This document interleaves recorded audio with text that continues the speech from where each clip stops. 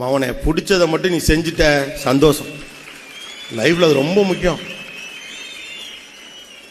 பிடிச்சதை நீங்க செய்யணும்னா, இப்ப பிடிச்சிருக்கு ஆனா தப்புன்னு ஒண்ணு தெரியுதுல, அதை செய்யாம இருக்கணும். அதான் பிரச்சனை. என்ன தம்பி நல்லா பேசுறீங்க, நடுவில் இக்கு வைக்கிறீனே, ஏன்னே ஒன்றை தானே ப்ராப்ளம், ஒன்றை நம்பி கைத்தட்ட முடியல அப்படின்னு நினைக்கிறீங்களா? உங்களுக்கு லைஃப் முழுக்க பிடிச்சதை செய்யணும்னா, இப்ப பிடிச்சிருக்கு ஆனா தப்பு அப்படின்னு ஒண்ணு இருக்குல்ல.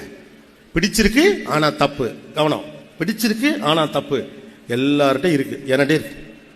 பிடிச்சிருக்கு ஆனா தப்புன்னு ஏதோ ஒன்று இருக்குல்ல, அதை விட்டுருங்க. லைஃப்ல ஏதாவது ஒரு கட்டத்தை நீங்க ஒரு அன்கம்ஃபர்டபிலிட்டியை ஃபேஸ் பண்ணித்தான் ஆகணும். அன்கம்ஃபர்டபிலிட்டிஸை அதை நீங்க ஒண்ணுமே பண்ண முடியாது. அன்கம்ஃபர்டபிலிட்டி நீங்க ஃபேஸ் பண்ணித்தான். லைஃப்ல உங்களுக்கு அன்கம்ஃபர்டபிள் இல்லாம சக்சஸ் வரவே வராது. இப்ப பாருங்க, எனக்கு எல்லா கம்ஃபர்டபிலிட்டியும் கொடுத்துருக்காங்க. இந்த இதெல்லாம் போட்டு விட்டா ஜிலு ஜிலுன்னு இருக்கும், ஆனா சத்தம் சரியா கேட்காது.